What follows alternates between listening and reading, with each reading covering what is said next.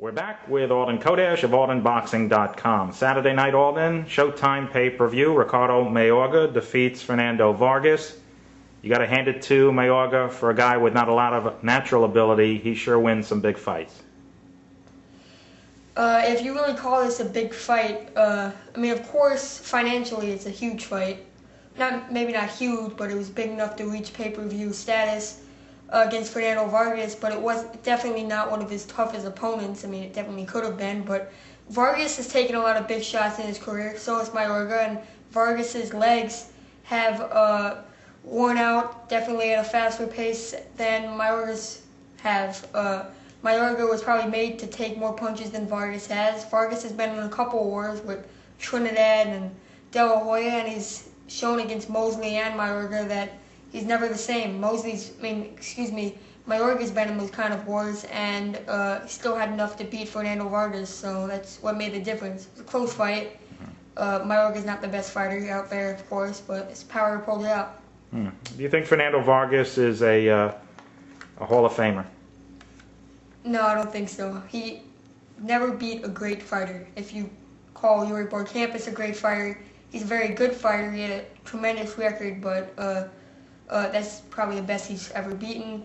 Ronald Winky Wright, the pre-prime Winky Wright, nearly beat Fernando Vargas. Vargas fell short in every big fight, big important fight he's ever fought. Okay, on the undercard of that card, Roman Karmazin, a fella that's kind of under the radar. People don't really talk about Karmazin.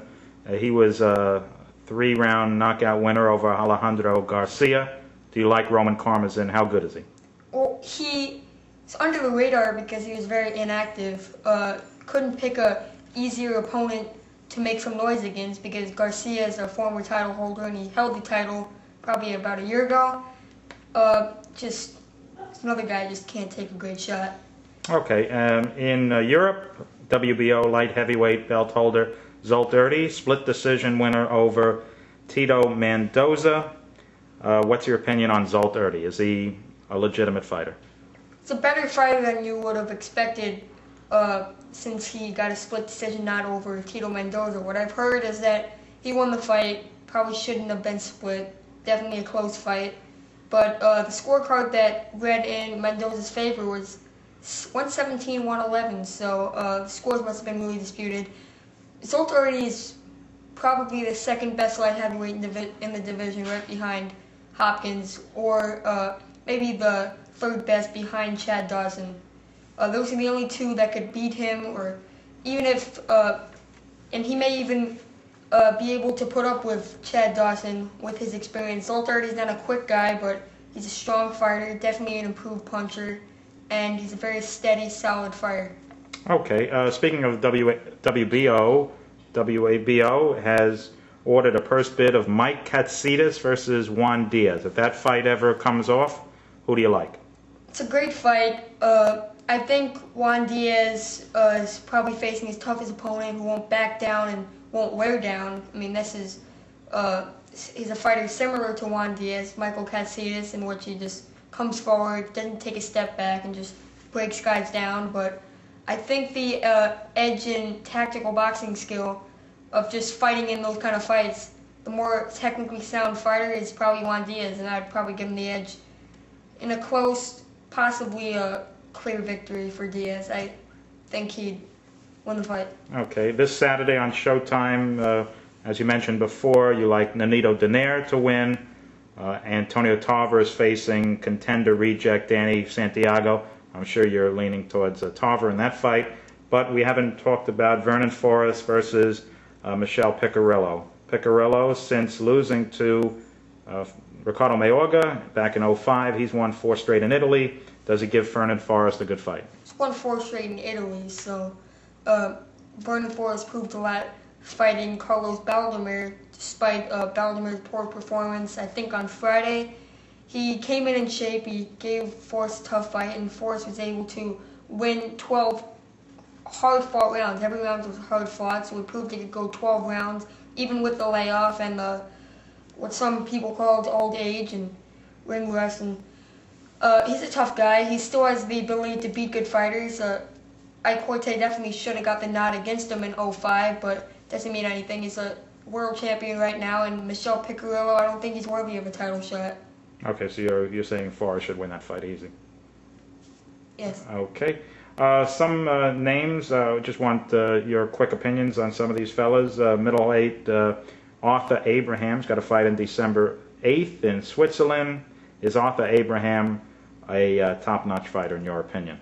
He's a really good, technically sound fighter, but his lack of hand speed, or at least what I've been seeing, his lack of hand speed, it's going to cost him a lot in the elite of the middleweight division, I think. I mean, he could beat a few fighters. I just think he would have trouble with fighters on the level of a Taylor, Pavlik, or even Felix Sturm. What about if he faced Winky Wright? Who do you think wins Arthur Abraham, Winky Wright now? And definitely Wright, too. I think Wright possibly could be the best middleweight in the world right now. Okay. What's your opinion on super bantamweight Juan Manuel Lopez, 20-0, 18 by KO?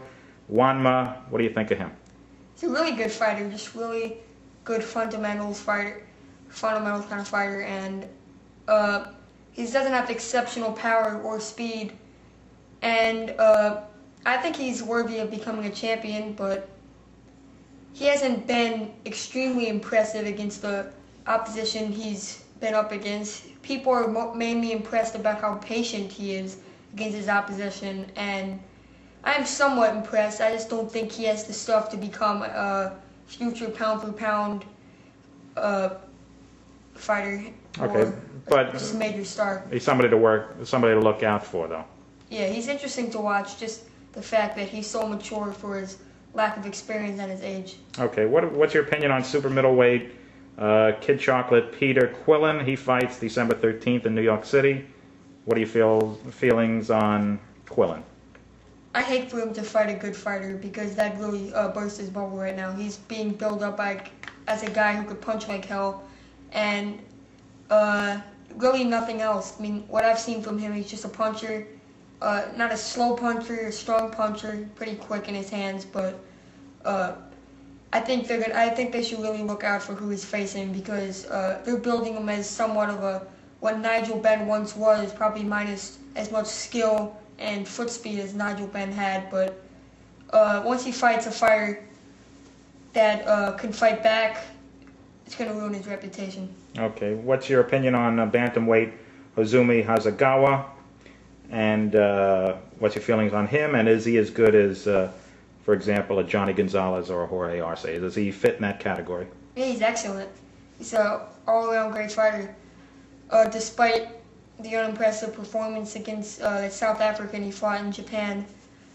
He's got guts, he's got punching power. He knocked out the veteran Sarapram in 9 rounds in 1 punch in his first defense of the title. He's knocked out a few other good guys, and he's the thing I've been impressed most about with Hozumi Hasegawa is really his heart. I mean, he fights out of very tough situations against very good fighters like Genaro Garcia, for example. I saw a couple of the late rounds in that fight. Very good fundamentals, and he has tremendous right hook. So he's in the league with Arce and those types? Yeah, he could possibly even pull a victory over Arce. Okay. I'm not sure if it's going to come off, however, because right. He's being built mainly in Japan, and very few American fans heard of him unless they've watched him on YouTube or heard of him. And finally, Alden, Steve Cunningham is taking on undefeated Marco Huck of Germany. Huck defeated quality opponent in his last outing, Vadim Tokarev. Marco Huck, Steve Cunningham, what side do you lean on? Well, since I haven't heard too much about Huck, I'm going to lean towards Steve Cunningham. I've seen him several times in action. I think all the hard fights have paid off for him. He's fighting Guillermo Jones, for example. I think in one of his first double digits fights, probably his 11th or 12th fight, he was fighting guys in that class. He's probably the best cruiserweight in the world right now, probably better than David Haye. And he's a very good boxer, tall, has absolutely no punching power, but he's fun to watch. Just his boxing skills, although he may not be the most exciting to watch. Okay, and you think he wins over Marco Huck? Yeah.